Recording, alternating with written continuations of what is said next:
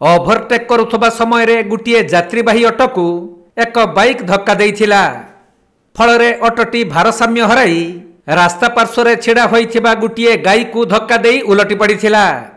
तेणु एही दुर्घटना रे गुरुतर आहत होइथिबा 5 जन को उद्धार करी मेडिकल रे भर्ती करा जाइछि। एपरी दुर्घटना घटिछि गंजाम जिला खलिकोट थाना अंतर्गत 16 नंबर जातीय राजपथर भेजीपुट ओभरब्रिज निकटरे।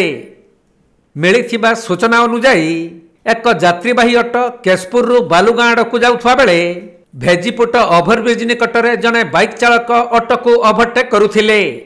एही समय रे बाइकटी ऑटो को धक्का देबा परे सामनारे छिड़ा होइथिबा गुटिए गाई को धक्का देई ओलटी पड़िथिला ऑटो। फलरे ऑटोरे थिबा यात्री और बाइक आरोही समेत 5 जन अति गुरुतर आहत होइथिले।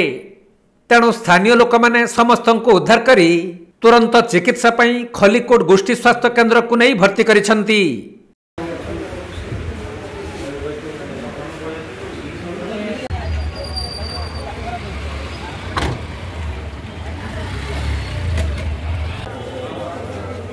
गंजाम जिल्लारू अजित कुमार पट्टनायक रिपोर्ट, कोणार्क लाइव।